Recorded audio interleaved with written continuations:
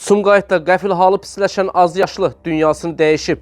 Dinas xəbər verir ki, hadisə şəhərin Xəzri yaşayış massivində qeydə alınıb.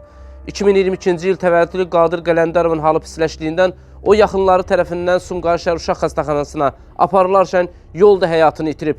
Faktla bağlı Sumqayıt şəhər prokurorluğunda araşdırma aparılır. 3 yaşlı Qadir Qələndərov ailə üzvləri tərəfindən Sumqayıt Tibb Mərkəzinin uşaq xəstəxanasına gətirilib. Sumqayıt Tibb Mərkəzindən Dinas TV-yə bildirilib ki, təcili tibbi yardım şöbəsində həkim müayinəsi zamanı şəxsin həyati əlamətlərinin olmadığı müəyyən olunub.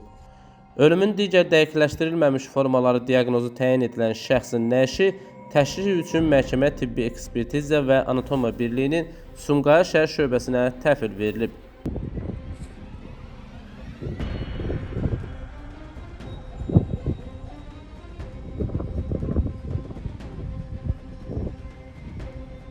Hadisənin hansı səbəbdən necə baş verməsi barədə hələ ki məlumat yoxdur.